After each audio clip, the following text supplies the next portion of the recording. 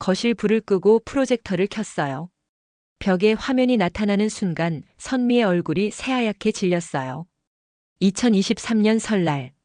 회사 프로젝트 때문에 못 온다던 날. 화면에는 일본 온천에서 웃고 있는 가족 사진이 떠올랐어요. 어머니, 이건 어떻게? 선미가 떨리는 목소리로 중얼거렸어요. 2023년 추석. 아이가 감기 걸려 못 온다던 날. 이번엔 호텔 수영장에서 물놀이하는 사진이었어요. 진호가 벌떡 일어나더니 무릎을 꿇었어요. 어머니, 정말 죄송합니다. 제가 너무 잘못했어요. 그날 나는 혼자 갈비찜을 냉장고에 넣었다.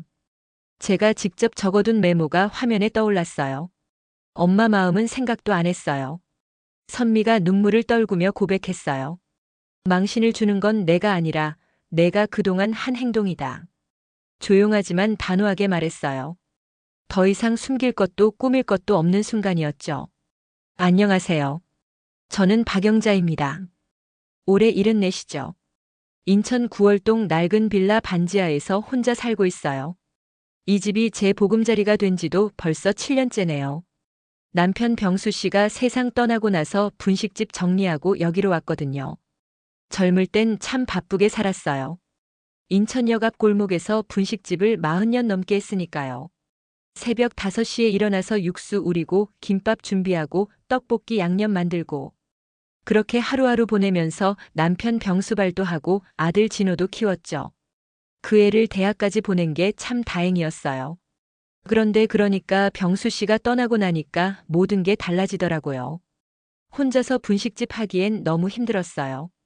아무래도 나이도 있고 손님들도 많이 줄었거든요. 그래서 가게 정리하고 조그만 권리금이랑 퇴직금, 전세 보증금 모아서 여기로 온 거예요. 오늘은 추석이에요. 벌써 새벽 5시부터 일어나서 음식 준비를 시작했어요. 좁은 부엌이지만 그래도 제법 그럴싸하게 차려놨죠. 잡채는 당면을 쫄깃하게 삶아서 간장 양념으로 버무렸고요. 갈비찜은 어제부터 재워둔 소갈비를 압력솥에 푹 끓였어요. 산적도 쇠고기랑 파, 당근 꼬아서 예쁘게 만들었고요. 진호 가족들 오면 손주들부터 먹여야지. 혼자 중얼거리면서 접시를 이리저리 옮겨 놓았어요. 큰 손자 민수는 중학교 2학년이니까 이제 많이 먹을 나이고 작은 손녀 지은이는 초등학교 5학년이라 아직 편식이 심해요. 그래서 지은이가 좋아하는 달걀말이도 따로 준비해뒀죠. 그런데 마음 한켠에서는 자꾸 불안한 생각이 올라와요. 이번엔 오려나 또 못 온다 그러려나. 작년 추석에도 진호가 전화로 그랬거든요. 엄마 죄송해요. 애들이 갑자기 감기 걸려서 못 갈 것 같아요. 대신 설날엔 꼭 갈게요. 그런데 설날에도 마찬가지였어요. 처가집 일이 있다고 하더라고요. 진호 며느리 선미 씨가 나쁜 사람은 아니에요. 그냥 아무래도 제가 반지하에 사니까 좀 그런가 보죠. 처음에 결혼할 때는 그래도 자주 왔었는데 애들 키우면서 바빠지고 또 이사 오고 나서는 점점 뜸해지더라고요. 그러니까 이해는 해요. 젊은 사람들이 추석에 이곳저곳 돌아다니기도 바쁠 테고 아이들 케어하기도 힘들 테니까요. 그런데도 혼자 음식 차리면서 기다리고 있으면 자꾸 설레는 마음이 들어요. 혹시 깜짝 선물로 올 수도 있잖아. 이런 생각을 하면서 거실 소파에서 창밖을 내다봤어요. 오래된 빌라 단지라서 주차장도 좁고 나무도 별로 없지만 그래도 이른 아침 햇살이 예쁘게 들어오네요. 핸드폰을 보니까 아직 오전 9시예요. 진호가 평소에 일어나는 시간을 생각하면 아직 이르죠. 그래도 혹시나 해서 카톡을 확인해 봤는데 아무 메시지가 없어요. 아, 그래. 너무 성급했나. 혼자 웃으면서 부엌으로 돌아갔어요. 그런데 그래도 마음은 자꾸 조급해져요. 갈비찜이 식으면 안 되니까 약한 불로 계속 끓이고 있어야겠고 잡채도 다시 한번 간을 맞춰야겠어요. 그런데 그러니까 이상한 게 이렇게 혼는 명절이어도 가게 문을 열었거든요. 혼자 있는 손님들이 와서 떡볶이 하나 시키고 소주 한 병 마시고 가는 모습을 많이 봤어요. 그때는 내가 그 사람들한테 따뜻한 음식 해주는 사람이었는데 이제는 나도 혼자구나. 이런 생각이 들면서 갑자기 코끝이 찡해졌어요. 그래도 울면 안 돼요. 진호 가족들이 오면 기뻐해야 하는데 눈이 빨갛게 부어 있으면 안 되잖아요. 벽에 걸린 시계를 보니까 10시가 넘었어요. 평소라면 진호가 엄마 안녕하세요 하면서 인사 카톡 보내는 시간인데 아직도 조용하네요. 그때 갑자기 현관문 앞에서 발소리가 들렸어요. 현관문 앞 발소리는 그냥 윗집 아주머니가 지나가는 소리였어요. 가슴이 쿵 내려앉으면서 한숨이 절로 나왔죠. 그런데 바로 그때 핸드폰이 울렸어요. 진호 이름이 뜨는 걸 보니까 가슴이 다시 뛰기 시작했어요. 여보세요, 진호야. 어머니, 안녕하세요. 추석 잘 맞으셨죠? 목소리가 좀 어색했어요. 뭔가 말하기 어려운 일이 있을 때 진호가 내는 그런 톤이었거든요. 어머니, 진짜 죄송해요. 이번에도 브랜드 촬영이 갑자기 잡혀서요. 선미가 인플루언서 일하시잖아요. 그런데 명절 당일에 급하게 촬영 들어온다고 하네요. 가슴이 서늘해졌어요. 작년에도 갑작스러운 일 때문에, 작작년에도 급한 촬영 때문에였거든요. 벌써 세 번째 똑같은 핑계였죠. 아, 그래. 일이 바쁘면 어쩌겠니? 괜찮아. 목소리가 떨릴까봐 일부러 밝게 말했어요. 정말 죄송해요. 다음에 꼭 뵐게요. 건강하시고요. 응, 너희들도 건강해라. 전화를 끊고 나니까 갑자기 조용해졌어요. 아까까지 설레던 마음이 한순간에 사그라들면서 허전함만 남았죠. 그래, 일 바쁘다는데 어쩌겠냐. 혼자 중얼거리면서 부엌으로 돌아갔어요. 정성껏 차려놓은 음식들이 혼자서는 너무 많아 보였어요. 갈비찜 냄비를 보니까 괜히 눈가가 촉촉해지더라고요. 울면 안 돼. 울면 안 되지. 그래도 눈물이 자꾸 맺혔어요. 혼자서 이렇게 많은 음식을 어떻게 다 먹으라는 건지 막막했죠. 음식들을 일단 냉장고에 넣고 차례상 대신 간단한 밥상을 차렸어요. 김치찌개 하나에 계란말이 조금, 그리고 밑반찬 몇 가지면 충분했거든요. 그렇게 며칠이 지났어요. 추석 연휴가 끝나고 평소처럼 경로당에 나갔죠. 혼자 있으면 자꾸 우울해져서 친구들과 화투라도 치는 게 나았어요. 영자 언니, 이거 봐봐. 옆자리 순덕이가 스마트폰을 내밀었어요. 순덕이는 자식들이 스마트폰 써보라고 해서 작년부터 배우기 시작했거든요. 뭔데? 이거 언니 며느리 같지 않아? 유명하대. 호텔 뷔페 리뷰 올리는 사람이래. 화면을 들여다보는 순간 가슴이 철렁 내려앉았어요. 거기 선미가 있었거든요. 그런데 혼자가 아니었어요. 민수랑 지은이도 함께였고요. 사진 속 세 사람은 환하게 웃고 있었어요. 테이블 위에는 온갖 음식이 화려하게 차려져 있었고 배경으로 보니까 호텔 뷔페 식당이 분명했어요. 이게 언제 올라온 거니? 잠깐만. 추석 당일이네. 9월 29일. 추석 당일이었어요. 진호가 브랜드 촬영 때문에 못 간다고 전화했던 바로 그날 말이에요. 글을 읽어보니까 더 충격적이었어요. 시댁 대신 우리끼리 오랜만에 여유로운 명절. 아이들도 좋아하고 저도 힐링하는 하루였어요. 역시 호텔 뷔페는 실패가 없네요. 시댁 대신이라고 적혀 있었어요. 그러니까 처음부터 올 생각이 없었다는 뜻이었죠.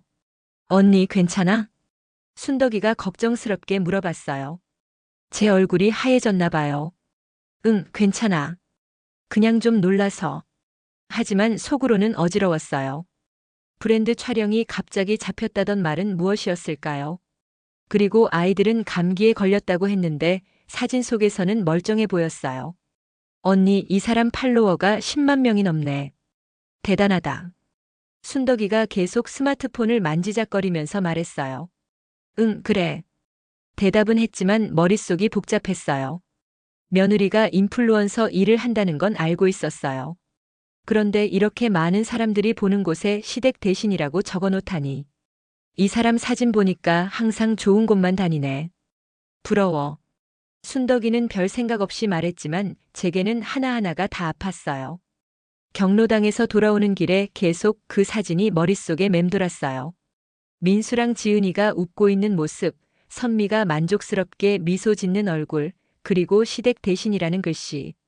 집에 와서 냉장고를 열어봤어요. 추석 때 만들었던 음식들이 아직 그대로 있었어요. 갈비찜은 이미 상해서 버려야 할 것 같았고 잡채도 빛깔이 변했어요. 이럴 거면 왜 이렇게 많이 만들었나? 음식을 버리면서 혼자 중얼거렸어요. 그런데 계속 이상한 생각이 들었어요. 일 때문에 못 온다고 했는데 실제로는 가족끼리 호텔에서 명절을 보낸 거잖아요.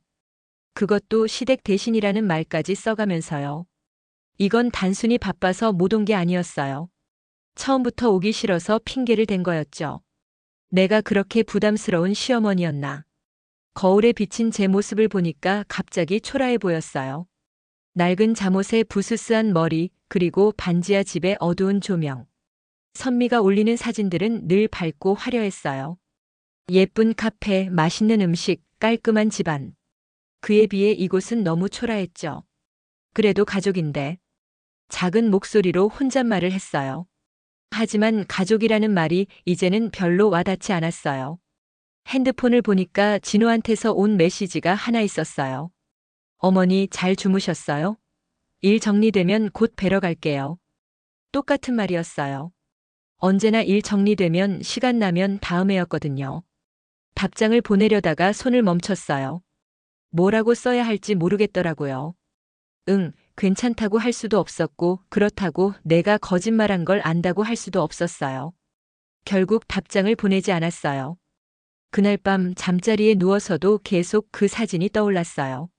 아이들이 웃는 모습이 그리웠지만 동시에 서운한 마음도 컸어요. 내가 뭘 잘못했을까? 이런 생각을 하다 보니까 잠이 오지 않았어요.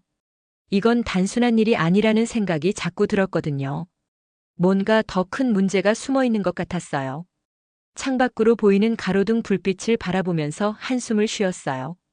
내일은 또 어떤 하루가 될까요? 일주일 후 생필품을 사러 인천 재래시장에 갔어요. 예전에 분식집 할 때 재료를 사던 곳이라 익숙했거든요. 어머, 영자 언니. 뒤에서 누가 부르는 소리에 돌아보니까 예전 건어물전 사장 부순이었어요. 제가 분식집 할 때 멸치며 다시마 사던 곳이었죠. 어머, 부순아. 오랜만이네. 언니, 얼굴이 많이 여위셨네요. 혹시 어디 아픈 데라도 있어요? 아니야, 그냥 나이 들어서 그런 거야. 부순이와 이런저런 얘기를 하다가 가족 이야기가 나왔어요. 아들 잘 지내죠? 지난 설에도 가족끼리 일본 여행 갔다던데. 좋겠어요. 그 말에 가슴이 철렁 내려앉았어요. 일본 여행요? 네, 며느리가 SNS에 올린 거 봤거든요. 제 딸이 보여줬어요. 온센에서 찍은 사진이 너무 예쁘더라고요. 지난 설날에 진호는 회사 프로젝트 때문에 못 간다고 했었거든요. 그런데 일본 여행이라니요. 아, 그래요. 겨우 이렇게 대답했어요. 부순이가 이상하게 쳐다볼까봐 일부러 태연한 척했죠. 요즘 젊은 사람들은 정말 부러워요. 우리 때는 해외여행이 꿈이었는데. 집에 돌아오는 길 내내 머릿속이 복잡했어요. 일본 여행이라니. 그럼 지난 설날에도 거짓말을 한 거였나요? 집에 와서 며칠 전에 경로당에서 배운 대로 컴퓨터를 켰어요. 순덕이가 SNS 검색하는 법을 알려줬었거든요. 서지은이라고 검색하니까 바로 며느리 계정이 나왔어요. 프로필 사진도 예쁘게 꾸며져 있었고요. 계정을 들어가 보니까 정말 부순이 말이 맞았어요. 지난 1월에 올라온 사진들이 있었거든요. 온천에서 찍은 가족 사진, 일본 전통 음식 사진, 아이들이 기모노 입고 웃는 모습까지. 그런데 더 충격적인 건 캡션이었어요. 시댁은 너무 멀어서 매번 못 내려간다고 핑계대고 우리끼리 일본 여행. 아이들이 너무 좋아해요. 핑계라고 적혀 있었어요. 진호가 저한테는 회사 일 때문이라고 했는데 실제로는 핑계였던 거죠. 손이 덜덜 떨렸어요. 마우스를 제대로 잡을 수가 없었거든요. 그래서 더 위로 올라가서 다른 사진들도 봤어요. 작년 추석 때 호텔 뷔페 사진 말고도 더 많았어요. 작년 설날에는 제주도 리조트에 있었어요. 가족끼리만의 조용한 명절이라고 적혀 있었더라고요. 그때 진호는 아이들 독감 때문에 못 간다고 했었는데요. 재작년 추석에는 부산 해운대에 있었어요. 시댁 가는 대신 바다 보러 왔어요. 힐링되네요. 라고 적혀 있었고요. 하나하나 볼 때마다 가슴이 아팠어요. 매번 못 간다고 할 때마다 실제로는 어디선가 즐겁게 놀고 있었던 거예요. 그런데 더 아픈 건 다른 글들이었어요. 가난했던 어린 시절은 이제 추억으로만 남기고 싶어요. 우리 아이들만큼은 다르게 키우고 싶거든요. 시댁 가면 아이들이 스트레스 받아 해요. 옛날식 집이라 그런가 봐요. 명절마다 시댁 오라고 하시는데 솔직히 우리도 쉬고 싶어요.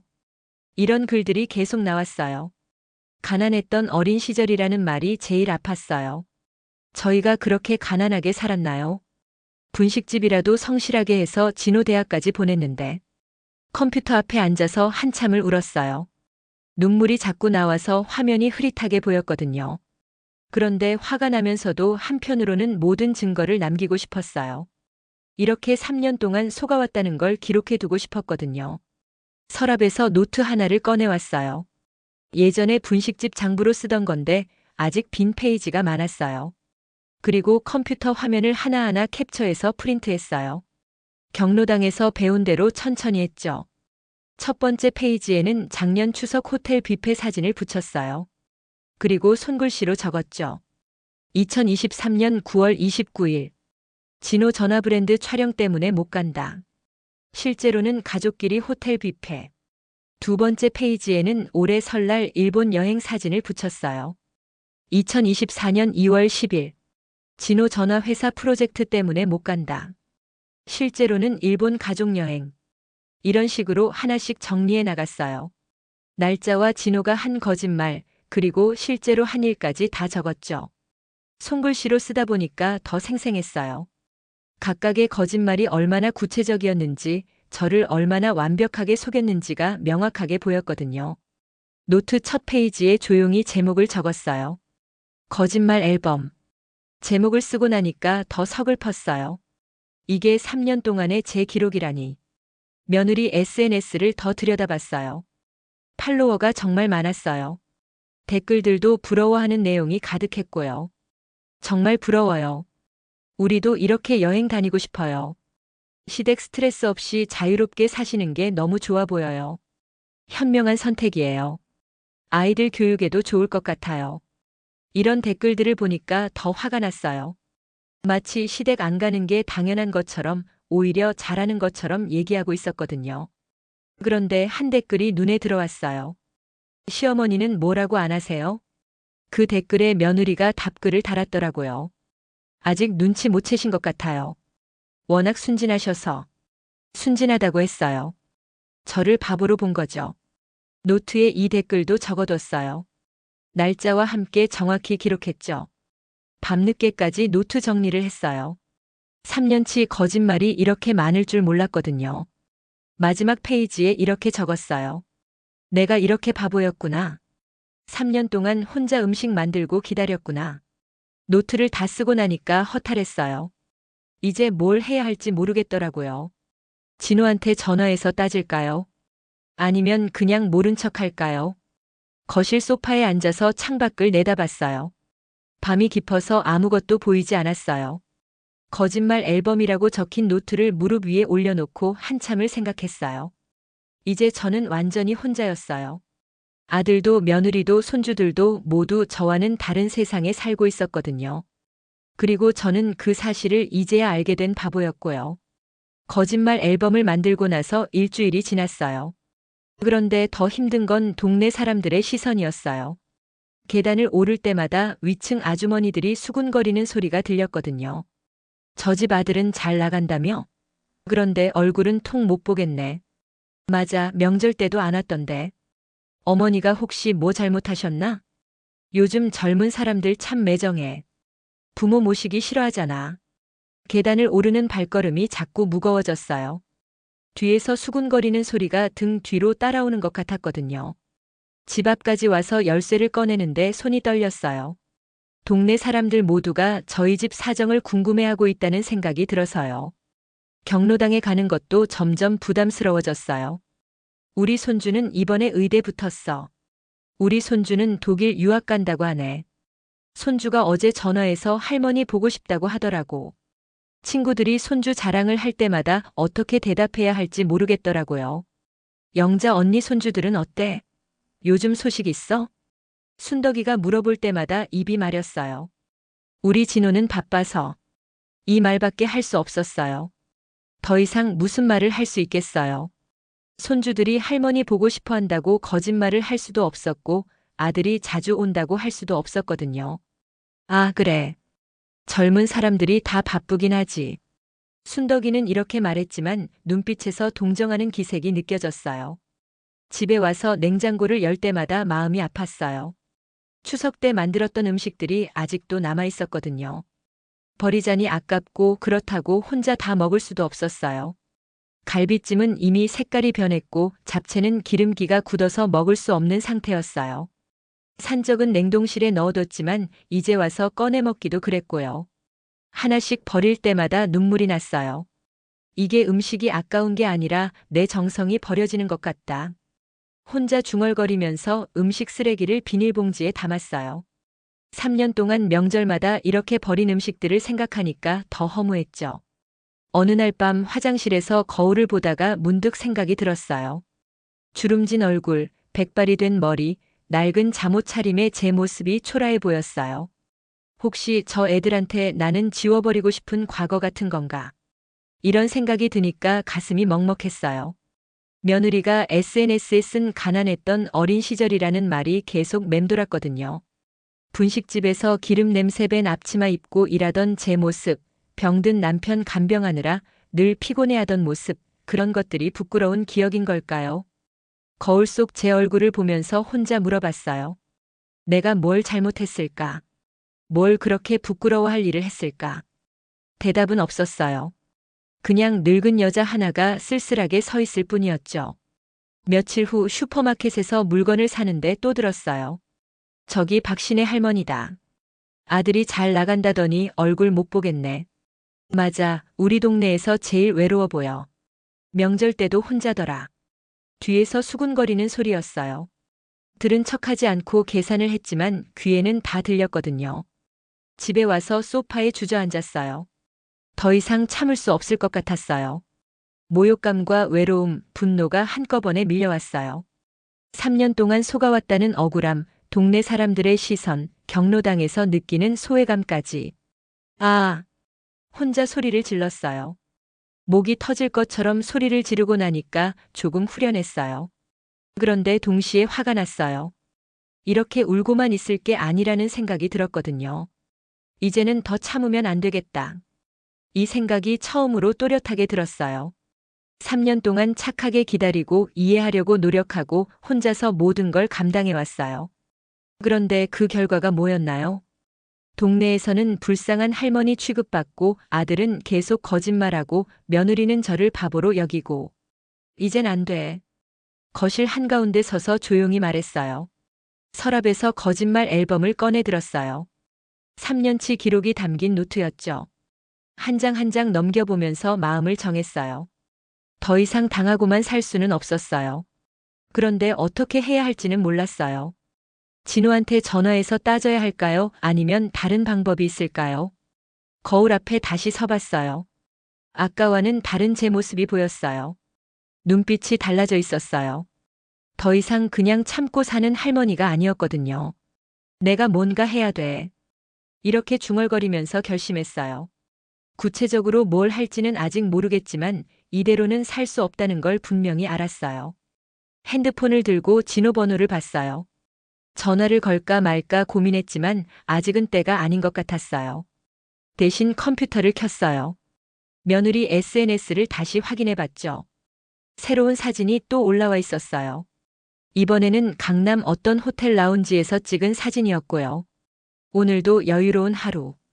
아이들 학원 보내고 나만의 시간. 이런 글이 적혀 있었어요. 나만의 시간이라고 했어요. 시어머니 생각 따위는 없다는 뜻이겠죠. 더 이상 화나지 않았어요. 대신 차분해졌어요. 이제 시작이야. 조용히 혼잣말을 했어요. 뭘 시작할지는 아직 정확히 모르지만 분명한 건 예전의 제가 아니라는 거였어요. 창밖을 내다봤어요. 어둠이 깔려 있었지만 가로등 불빛이 밝게 빛나고 있었어요. 내일부터는 뭔가 다른 하루가 될 것 같았어요. 더 이상 혼자 울며 음식 버리는 할머니가 아니라 뭔가 행동하는 사람이 되고 싶었거든요. 거짓말 앨범을 다시 서랍에 넣으면서 생각했어요. 이 노트가 언젠가는 쓸 일이 있을 거라고요. 그날 밤 잠이 오지 않아서 침실 옷장 위쪽을 뒤졌어요. 오래된 상자 하나가 있었거든요. 먼지를 털고 열어보니까 옛날 앨범들이 나왔어요. 분식집 하던 시절 사진들이었죠. 첫 번째 사진은 젊은 제 모습이었어요.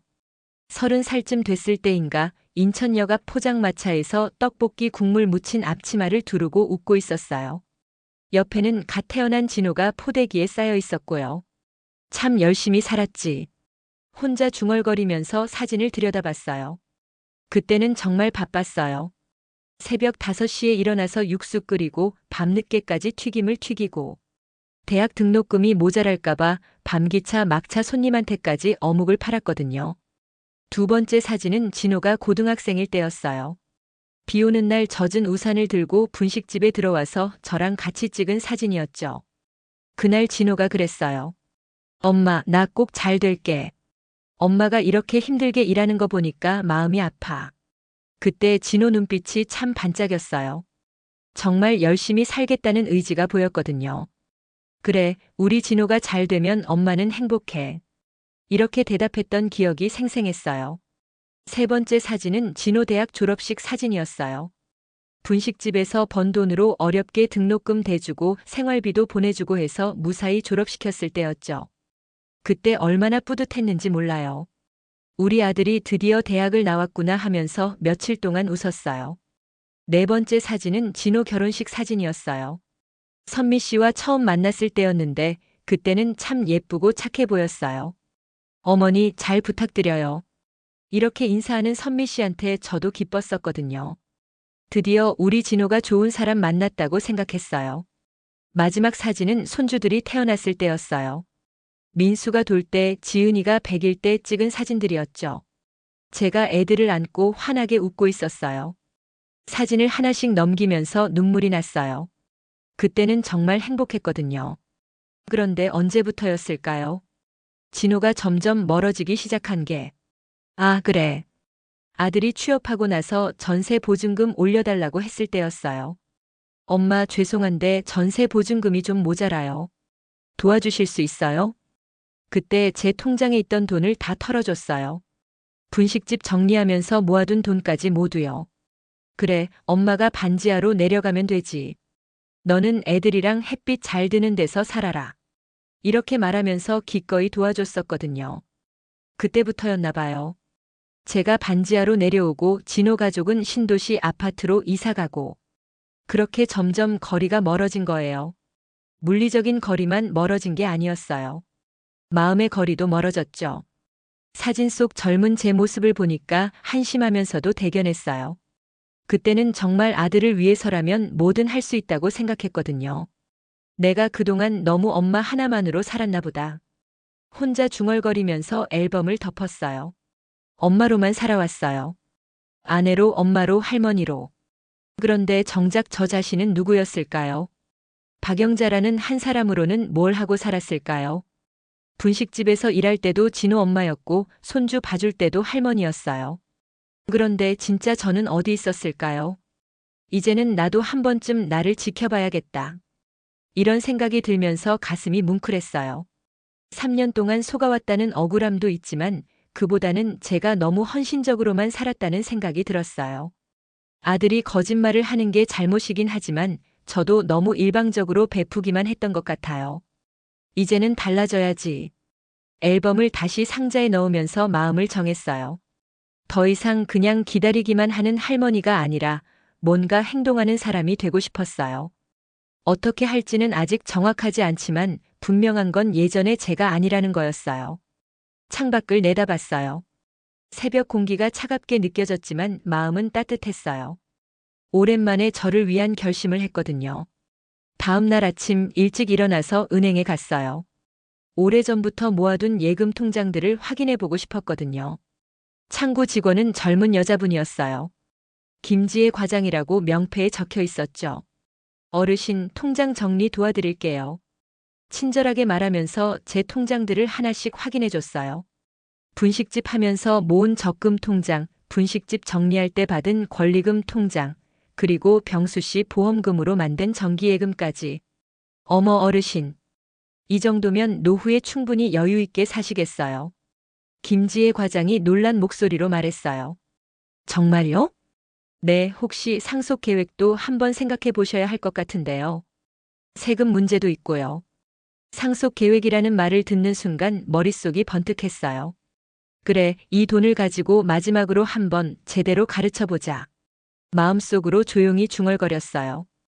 과장님, 이 통장들 잔액 확인서 좀 뽑아주실 수 있어요? 네, 물론이죠. 김지혜 과장이 프린터로 서류들을 뽑아줬어요. 생각보다 많은 금액이었어요. 40년 넘게 모은 돈이니까 당연하겠지만요. 집에 와서 거실 책상에 앉았어요. 그리고 핸드폰을 들고 진호 번호를 눌렀어요. 여보세요, 어머니. 진호야, 안녕하니? 네, 잘 지내고 있어요. 무슨 일 있으세요? 목소리가 조금 어색했어요. 제가 먼저 전화한 게 몇 달 만이었거든요. 지난번에 못 온 건 이제 잊자. 엄마가 이해한다. 어머니. 진호 목소리가 조금 떨렸어요. 대신 이번 추석에는 잠깐이라도 들렀으면 좋겠다. 너희 앞으로 준비해둔 게 있어서. 준비해둔 게요? 응, 전화로는 어려우니까 직접 와서 얘기하자. 아, 네. 알겠어요. 이번엔 꼭 갈게요. 진호 목소리에 긴장감이 느껴졌어요. 전화를 끊고 나서 은행에서 받은 잔액 확인서를 핸드폰으로 찍었어요. 맨 위쪽 총 금액 부분만 보이도록 해서요. 그리고 진호한테 카톡을 보냈어요. 명절에 올 때 얘기하자. 사진과 함께 간단한 메시지만 적었죠. 몇 분 후에 진호한테서 답장이 왔어요. 어머니, 이게 뭐예요? 직접 와서 얘기하자.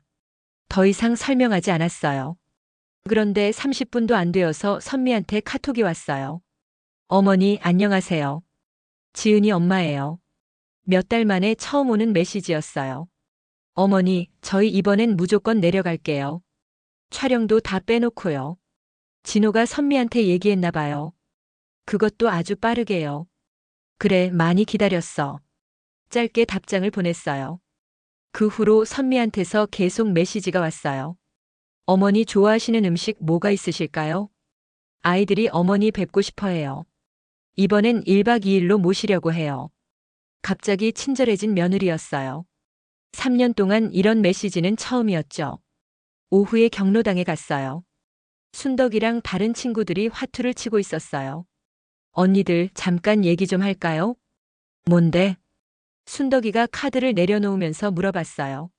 서랍에서 거짓말 앨범을 꺼내 들었어요. 며칠 전에 만든 노트였죠. 이거 한번 봐주세요. 친구들이 노트를 하나씩 넘기면서 봤어요. 어머, 이게 뭐야? 영자 언니 며느리가 이런 글을 썼다고. 시댁은 멀어서 매번 못 내려간다. 이게 무슨 소리야? 친구들이 하나씩 반응을 보였어요. 언니, 이거 진짜 심하다. 3년 동안 이렇게 속였다고. 맞아, 너무해. 이러면 안 되지. 친구들이 모두 제 편에 서줬어요. 이번 추석에 애들이 온대요. 그런데 제가 혼자서는 좀 그래서요. 뭘 어쩌자는 거야? 같이 우리 집에서 밥 먹어요. 애들이 어떻게 나오는지 같이 봐주세요. 친구들이 서로 눈치를 봤어요. 언니가 원한다면 우리가 도와줘야지.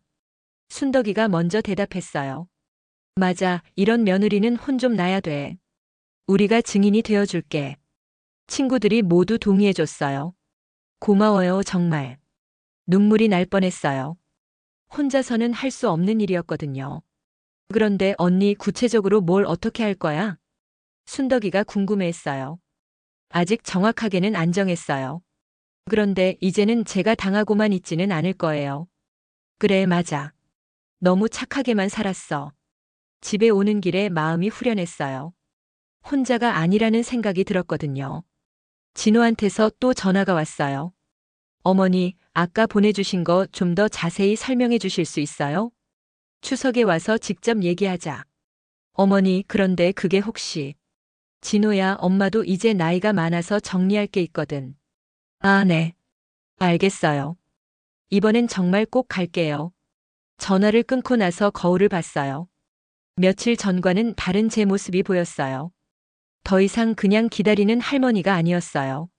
뭔가 계획을 세우고 실행하는 사람이었죠. 이번엔 다를 거야. 혼자 중얼거리면서 미소를 지었어요. 진호와 선미가 어떤 얼굴로 올지 궁금했어요. 특히 선미는 그동안 저를 어떻게 생각했는지 확실하게 보여줄 때가 됐거든요. 창밖으로 저녁 노을이 보였어요. 오랜만에 아름다운 풍경 같았어요. 추석이 이제 일주일 남았어요. 이번에는 정말 다른 명절이 될 것 같았어요. 명절 당일 아침 일찍 일어나서 준비를 시작했어요. 거실에는 며칠 전에 빌려온 작은 빔 프로젝터를 설치했어요. 순덕이 아들이 도와줬거든요. 맞은편 벽에는 흰 벽지도 붙여뒀고요. 오전에 경로당 어르신들이 하나씩 오기 시작했어요.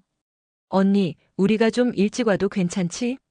순덕이가 먼저 왔고 그 다음에 옥분이 그리고 영숙이까지 왔어요. 고마워요, 정말. 혼자서는 못했을 일이에요. 뭘 우리끼리 도와야지.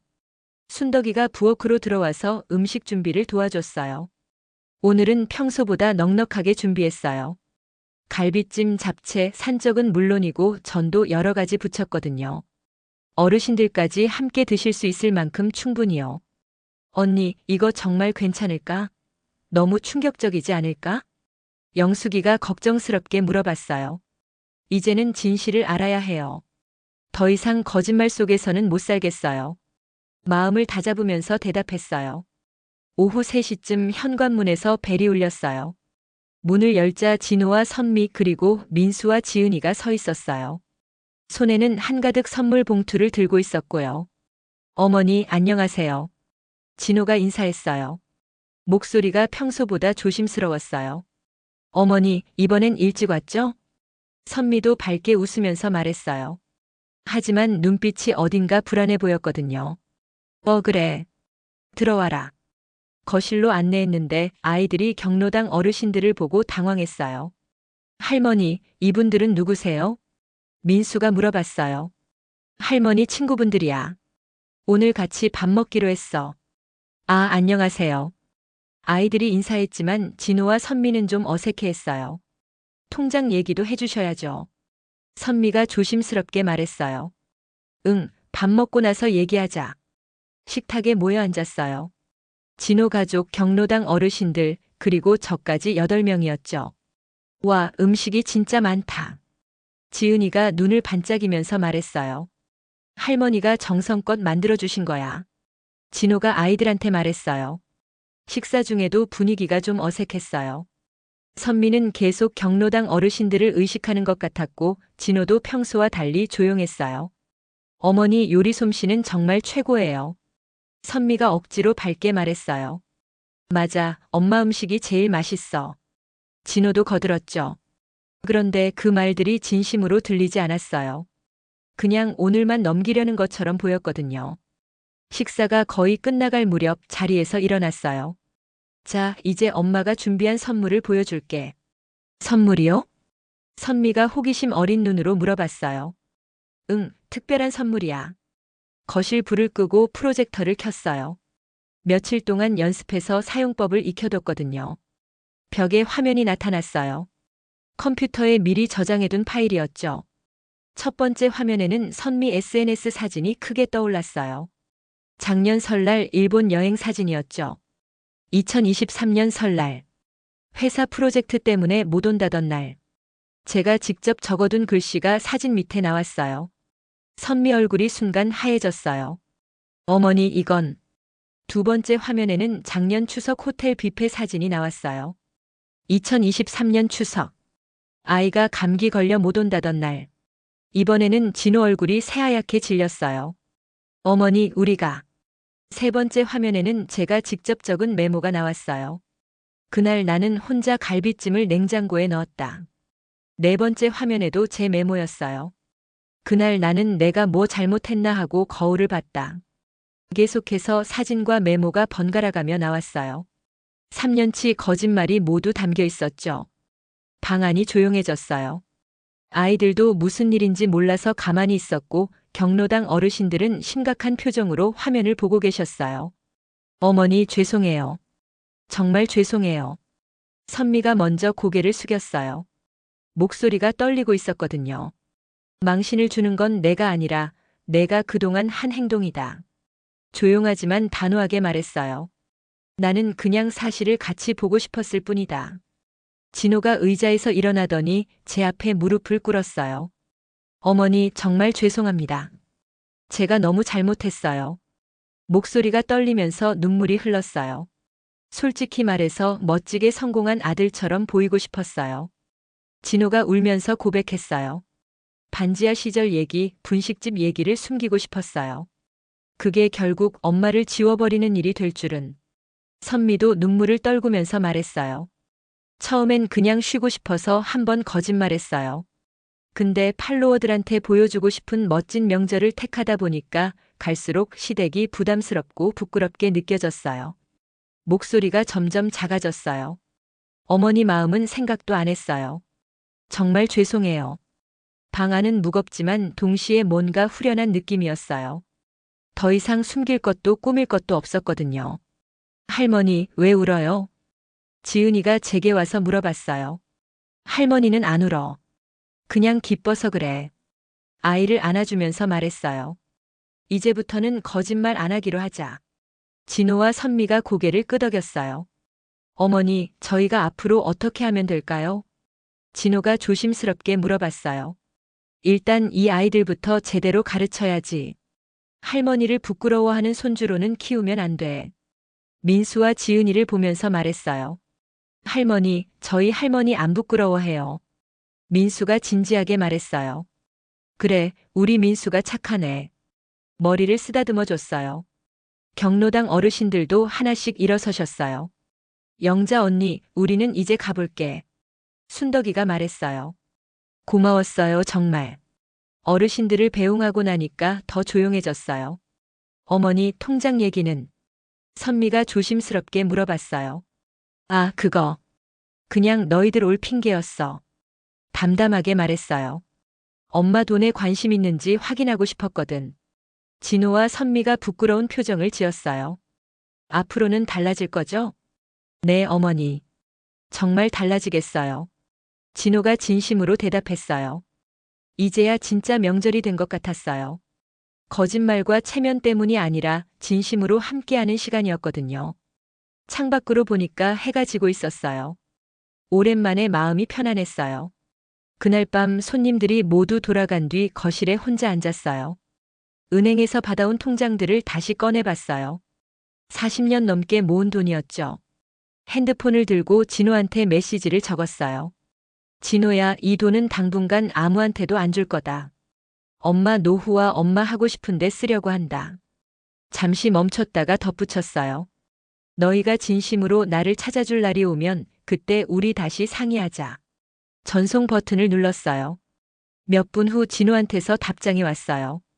네, 어머니. 이해해요. 어머니 인생 사세요. 이번에는 진심이 담긴 것 같았어요. 그 후 몇 달 동안 아들 가족들 연락에 바로 답하지 않았어요. 대신 제 시간을 만들기 시작했어요. 구청에서 하는 요리 강좌를 신청했어요. 젊은 사람들과 함께 새로운 음식을 배우는 게 신선했거든요.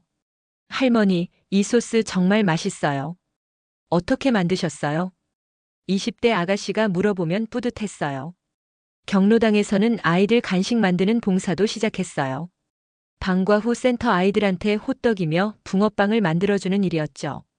할머니, 이거 엄마가 만든 것보다 맛있어요. 아이들이 웃으면서 말할 때마다 마음이 따뜻했어요. 오래 미뤄뒀던 기차 여행도 떠났어요. 경주로 2박 3일 여행이었죠. 평생 남 먹이느라 사느라 정작 나는 어딜 가봤나 싶더라고요. 동행한 순덕이한테 말했어요. 맞아, 우리도 이제 우리 인생 살아야지. 불국사에서 찍은 사진을 보니까 제 얼굴이 밝아 보였어요. 오랜만에 진짜 웃는 모습이었거든요. 어느 날 우편함에 손편지가 꽂혀 있었어요. 민수가 보낸 편지였어요. 할머니, 보고 싶어요. 아빠가 요즘 할머니 생각하면서 자주 울어요. 제 생일에 꼭 와주세요. 어린이다운 글씨로 정성껏 쓴 편지였어요. 민수 생일날 작은 케이크와 손수 짠 목도리를 들고 아들 집에 갔어요. 할머니. 민수와 지은이가 뛰어와서 안겼어요. 할머니, 진짜 보고 싶었어요. 할머니도 보고 싶었어. 아이들을 꼭 안아줬어요. 생일 파티가 끝난 뒤 진호와 선미와 다시 마주 앉았어요. 이번에는 분위기가 달랐어요. 어색하거나 긴장되지 않았거든요. 어머니, 그동안 많이 생각해봤어요. 진호가 조용히 말했어요. 앞으로는 힘들면 힘들다고 그냥 말해요. 가기 싫으면 솔직하게 말하고요. 선미도 고개를 끄덕였어요. 대신 서로 서운함도 바로 말해요. 그래, 그게 맞는 것 같아. 더 이상 돈 얘기도 통장 얘기도 꺼내지 않았어요. 그냥 진짜 가족처럼 앉아 있었죠. 다음 해 명절이 왔어요. 반지하는 여전했지만 창문 앞에는 새 화분들이 놓여 있었어요. 제라늄, 베고니아, 그리고 작은 장미까지. 방 안이 훨씬 밝아 보였어요. 이번에도 경로당 어르신 몇 분이 먼저 와 계셨어요. 그리고 조금 늦게 진호 가족이 도착했죠. 어머니, 늦어서 죄송해요. 길이 막혀서요. 진호가 진짜 미안해하는 표정으로 말했어요. 괜찮아. 어차피 우리끼리 재미있게 놀고 있었어. 정말 괜찮았어요. 예전처럼 올까 말까 불안해하지 않았거든요. 와도 좋고 안 와도 내 삶은 계속된다. 이런 마음이었어요. 식탁에 둘러앉은 모습을 보니까 예전과 달랐어요. 더 이상 억지로 웃거나 거짓말할 필요가 없었거든요. 할머니, 이번에 요리 강습 가서 배운 요리예요. 새로 배운 닭갈비 볶음을 내놓으니까 아이들이 좋아했어요. 할머니가 요리 강습을 다녀요? 선미가 놀란 표정으로 물어봤어요. 응, 새로운 거 배우는 게 재미있어. 저도 나중에 같이 가도 돼요? 물론이지. 이런 대화를 나누면서 밥을 먹는 게 얼마나 자연스러운지 몰랐어요. 저녁이 되어서 아들 가족이 돌아갈 때도 아쉽긴 했지만 예전만큼 서운하지는 않았어요. 다음에 또 올게요, 어머니. 응, 언제든지. 정말 언제든지 환영이었어요. 문을 닫고 혼자 설거지를 하면서 생각했어요. 부모의 사랑이 무조건 참는 것만은 아니라는 걸 이제야 알았어요.